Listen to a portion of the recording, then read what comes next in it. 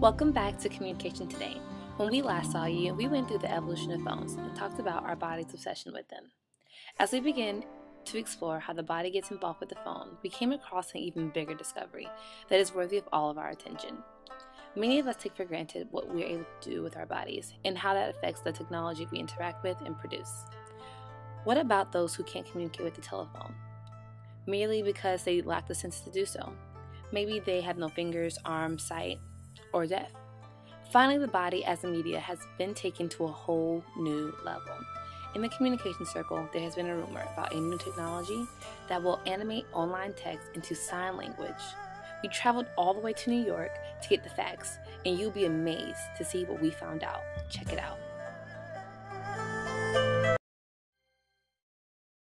What happens is its electrical resistance changes this material when it's bent, and then that's how it tries to interpret how much it should show the joint bending right there.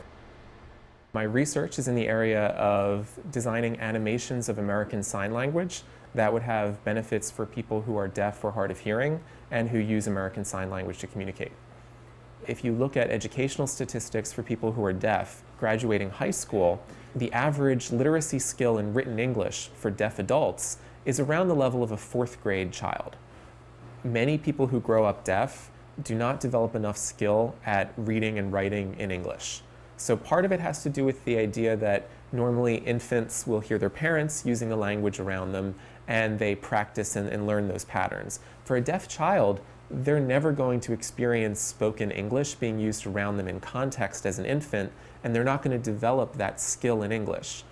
And if you can produce animations that are easier to understand and move more in the way that humans do, then people who are deaf might be able to understand the information that's presented in the form of sign language more easily than if it had been presented in English text.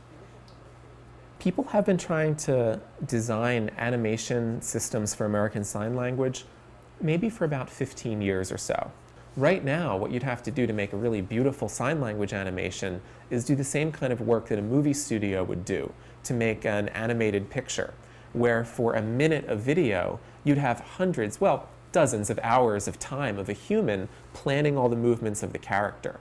What our laboratory would like to do is let you tell us, I want a sentence with these 6 signs, and our software will produce a natural-looking sentence with those 6 signs. So we use a variety of equipment. We use motion capture data gloves. We also use a bodysuit that looks like a spandex suit that has little sensors attached to it, similar to the technology in the Wii remote that's part of people's video game systems. They also wear a head-mounted sensor that tells us where their head is in the room, so that way we know how their eye is aimed, we know where their head is, and so we can tell where they're looking in a room.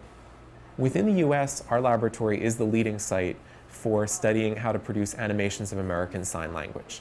I think what's unique about us within the United States is that we have a lot of participation of people who are deaf in our project, and we collect a lot of samples of signing from those people so that the movements of our animated characters are based mathematically on the ways that actual humans were moving to do those signing. I have been working with Matt in this project for 4 years, and in the first 3 years, we've been working hard to collect the motion capture coppers using the equipment, and I feel very interesting working with deaf students. I found my work is very useful for them. So what I'd like you to do is aim your head and sort of focus it sort of towards the center, and then hold your head still, but then just look with your eyes at each of these points. So are you ready? Yes. Okay.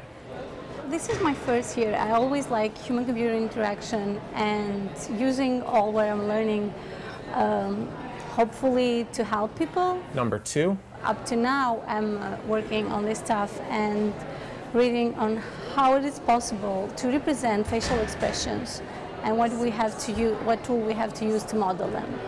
Number 8. I think one of the big advances that's going to come about from sign language animation technology is that we're going to see animated characters with signing in more places. Basically, it's producing a smarter dictionary of signs that lets someone with less effort produce the customized version of each sign that they need to create a particular sentence or message. We have seen it with our own eyes, a technology that has been made with the purpose of using body. to translate online text into American Sign Language. Deaf culture is hardly considered when creating these technologies.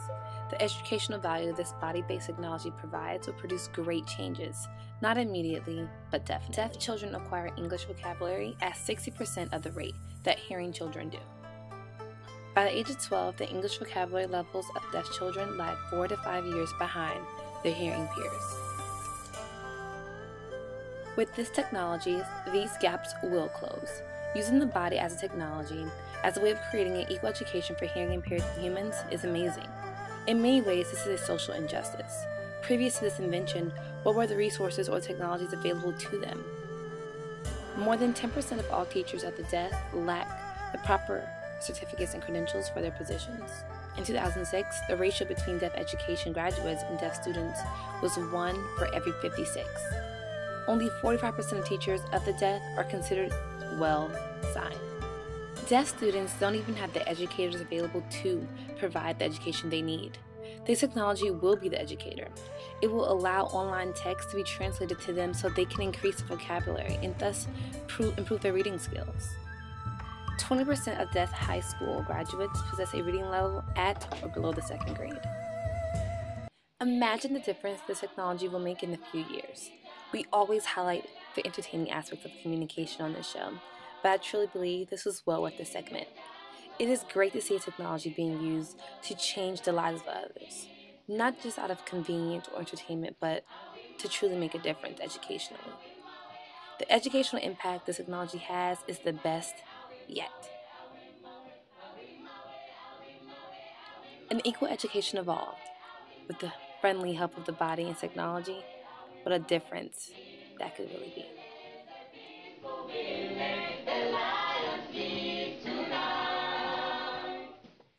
For more information on deaf education, please visit hearinglikeme.com.